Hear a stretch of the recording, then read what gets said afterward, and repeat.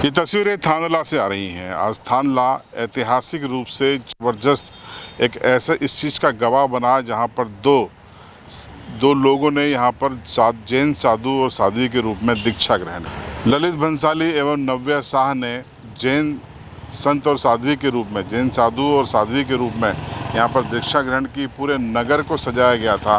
बीते एक महीने से करीब कार्यक्रम चल रहे थे और आज एक बड़ी तादाद में जैन समाज आसपास के इलाकों और राज्यों का थानला में था। तस्वीरें देखिए किस कदर यहाँ पर आपको गाड़ियों की भीड़ नज़र आ रही है।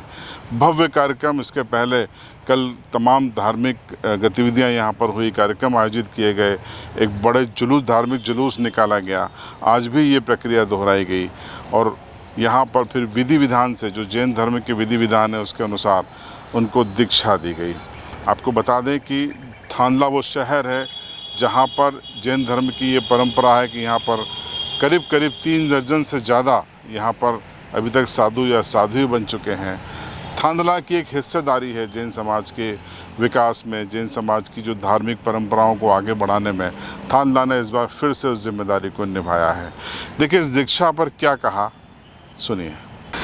ये आयोजन श्री वर्धमान स्तनवसी जैन समाज द्वारा आयोजित किया गया था और इसमें हमारे गण के नायक पूज्य श्री जिनेन्द्र मुनि महाराज साहब को मिलाकर लगभग 75 संस्कृति यहाँ विराजित थे और इसमें 2 दीक्षा प्रसंग एक बंसाली परिवार से और एक साजी परिवार से रहा है और 335 जो वर्षीय तप के आराधक रहते हैं, जिनकी 13 माह की तपस्या रहती है, विभिन्न स्थानों से वो भी यहाँ पधारे थे, उनका यहाँ पाड़ना हुआ है और 90 वीर माता पिता के लगभग परिवार यहाँ उपस्थित है।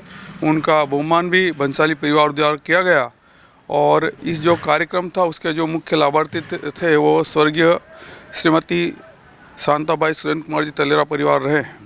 और आज का जो आयोजन था वो किस तरह का आयोजन था? थानला नगर संतों की भूमि है और सिर्फ जैन संतों के लिए नहीं, हम यदि सकल समाज की ओर दृष्टिपात करें तो भक्त मलुकदास जैसे महान संत हुए हैं। गुरुद्वारा के गुरुजी की कर्मभूमि थानला रही है और जैन समाज की बात करें तो पूज्य जवाहरलाल जी महाराज साहब, आचार्य प्रवर पूज्य श्री उमेश मुनि जी महाराज साहब आदि लगभग 40 संत सती जैन समाज के दिगंबर, श्वेतांबर, स्थानकवासी सारी परंपरा को मिलाकर के देखें तो 40 के लगभग संत सती थानला नगर में हुए हैं।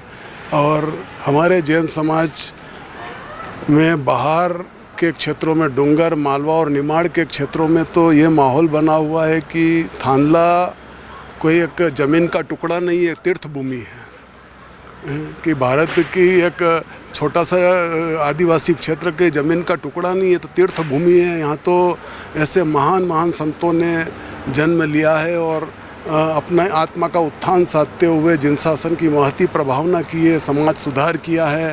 तो यहाँ पे इतने सारे संत हुए हैं और उन संतों ने आगे चल कर के जैन समाज को सुधारा भी है। ललित भाई की दीक्षा की बात आप कर रहे हो, ललित भाई के जीवन को हम देखें तो 2012 के पूर्व उनके जीवन में धर्म के नाम पे वे जीरो थे। इतने महान संतों का समय पर यहाँ प्रवेश होता रहा, पदार्पण होता रहा, उनकी शिक्षाएं मिलती रही। तो एक ललित भाई जैसा व्यक्ति भी अपने व्यक्तित्व का निर्माण करके उसने अपने चरित्र को किस ऊंचाइयों पर पहुँचाया, ये सब आपके सामने ही है। तो ये संतों की कृपा है और इस संत भूमि में और संत निकल रहे हैं, ये थानला की पुनवानी है।